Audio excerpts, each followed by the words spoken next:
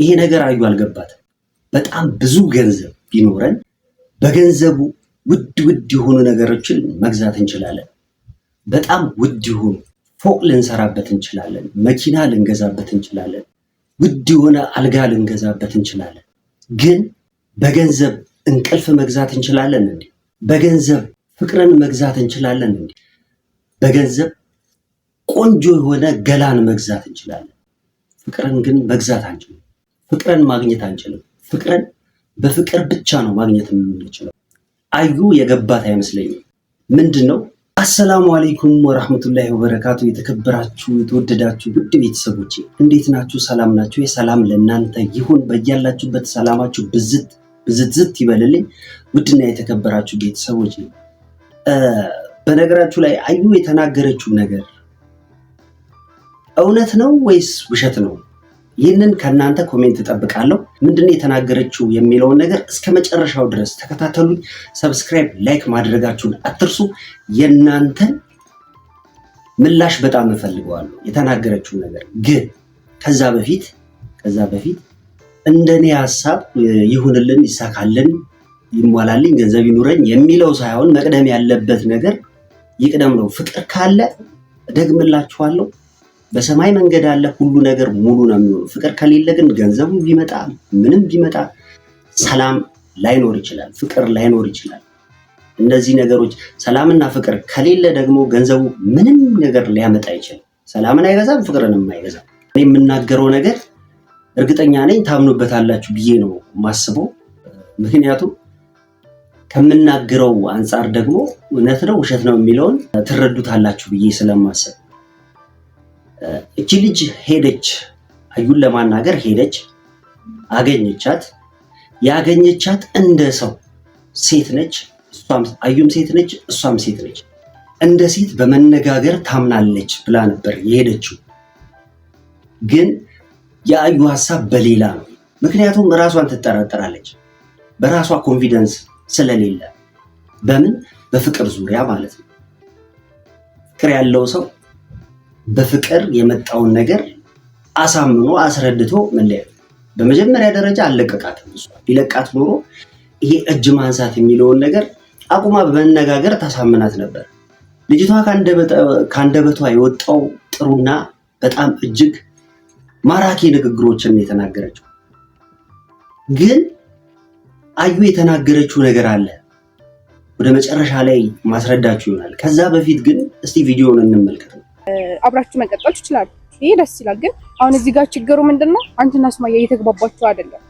ስለዚህ እሱ ነገር ደግሞ አንቺ ስለምትወጁ ከሆነ ለሱስ ቦታ ካለሽ በጣም እንትን ከሆነ እነሱ እንዲገናኙ መፍቀር። ስለዚህ ምንድነው ያኛው መፍትሄ ሊሆን የሚችለው? ወይም ደግሞ በቃ እሱ መተው ማለት ነው። አንቺ እኮ መርጠሽ ማግባት ትችያለሽ፣ የፈለግሽው ማለት ትችያለሽ። በዚህ እድሜሽ ወጣት ነሽ፣ ልጅ ነሽ ምናምን እና ለምንድነው እስከዚህ ድረስ በቃ አላ ለምንድን ነው የምትንገላችሁ እንደዚህ? በቃ አላ እኔ እንጃ። እኔ አሪፍ ነው እያላስብም እንደ ሲስተር ስመክርሽ ማለት እንደ ጓደኛ አንቺ ለኔ አስበሽ ነው። የሰው ባል መቀማት አያስፈልግም፣ እንደዚህ ማድረግ አያስፈልግም። አንቺ እሱን ከወደድሽ የትኛው ሀገር ሳይካትሪስት ነሽ? ማንሽ አንቺ ሞቲቬት ኖሪ። ሱመያ ነው የላከች። ሲጀመር ሱመያ ነች አውቃ ነው የላከች እኔና ሳይድን ለማፋታት። አንቺ ምን ቤት ነሽ? አንቺ ማን ነሽ? እኔን ለማፋታት ሰይድን ከወደድሽ። እንግዲህ በሚግባቡት ቋንቋን ያወሩት በአማርኛ። የተናገረችው ነገር ደግሞ ትክክለኛ ንግግር ነው የተናገረችው። እቺ ልጅ የተናገረችውን ቢያንስ እንኳን እኔ ከአዩ የምጠብቀው ነገር ነበር። ከአዩ ምንድነው የምጠብቀው ብትሉ ምላሿ ራሱ ጥሩና መልካም ይሆናል ብዬ ነበር የጠበቁት። እንዴት ብላ ነው ሱመያ አዩ ጋር የምትልከው? ምን ለማድረግ? ለምን? ምን ብላ? ምን አስባ?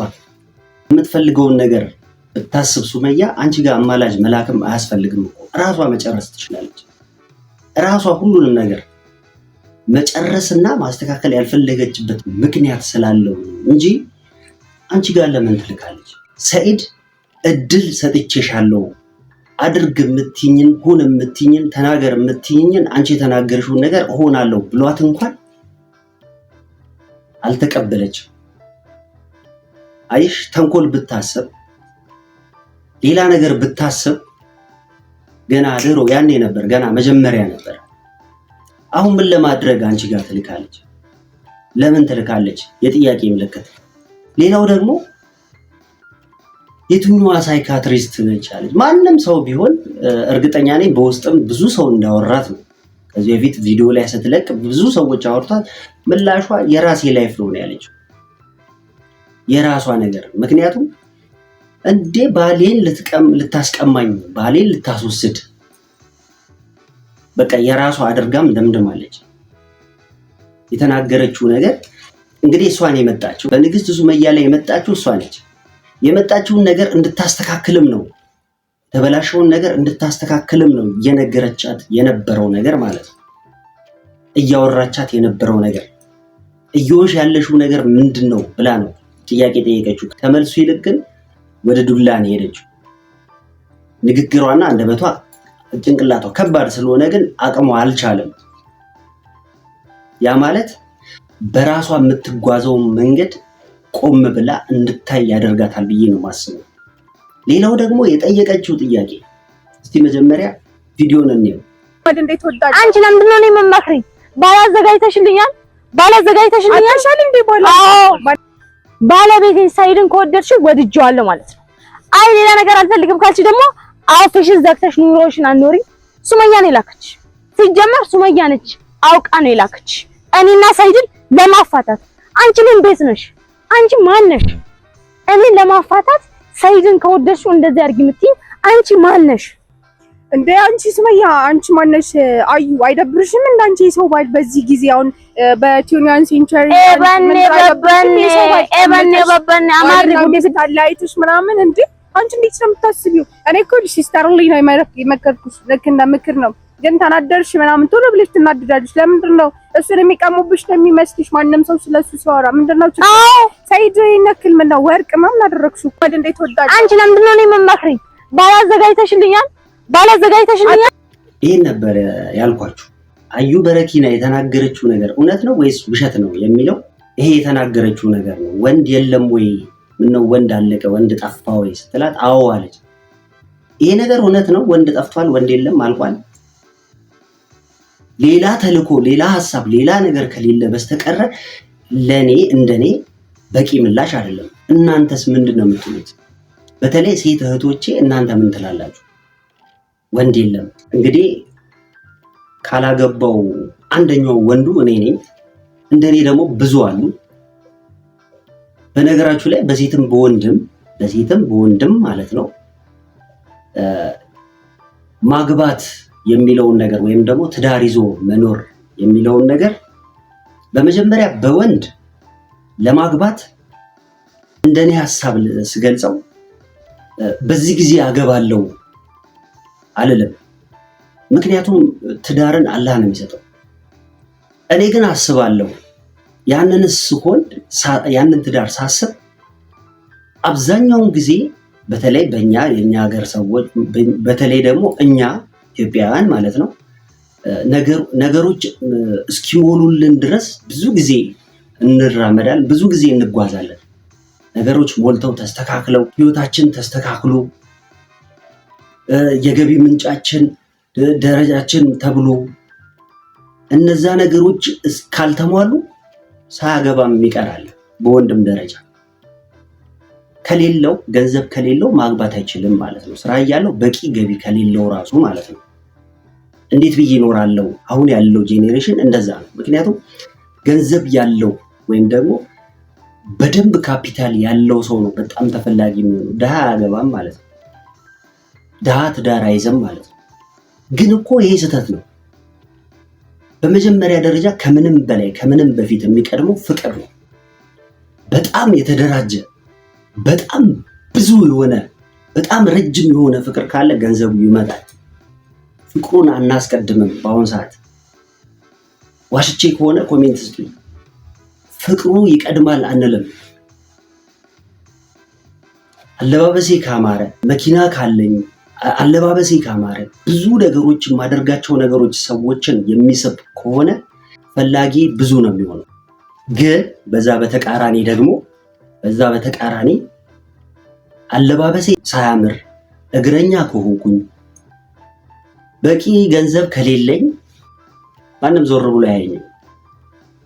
ቢያወራም ትኩረቱ የሚያደርገው የውስጤን ማንነት ሳይሆን የኔን የውጪ ማንነትን ነው።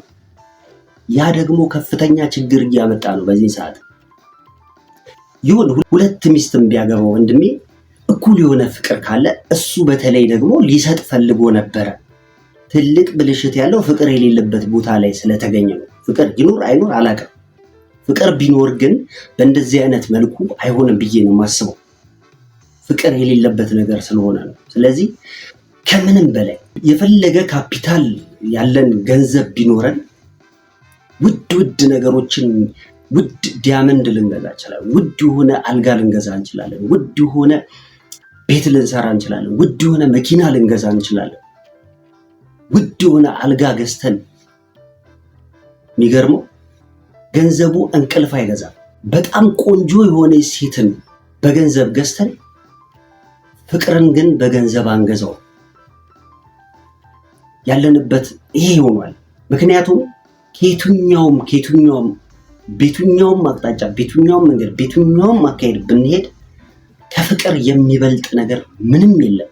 ምክንያቱም ፍቅር አላህ አንድ ፈጣሪያችን ፍቅርን የሰጠን መጀመሪያ።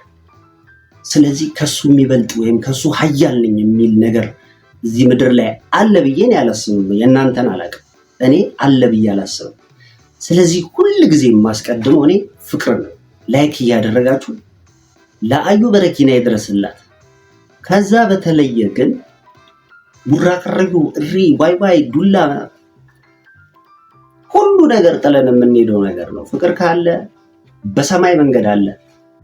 ቶሎ ማናገባበት ምክንያት ይሙላልኝ፣ ይሳካልኝ፣ ይሁንልኝ የሚባሉ ነገሮች ስላሉ ነው። ሴቶች እህቶቼ ደግሞ የሴቶችን ከናንተ ጠብቃለሁ። ስለዚህ ፍቅር እንጂ ገንዘብ አይገዛው። ይሄ ልላችሁ ነው። ውድና የተከበራችሁ ቤተሰቦች ሰላማችሁ ብዝት፣ ሰላም ሁኑልኝ።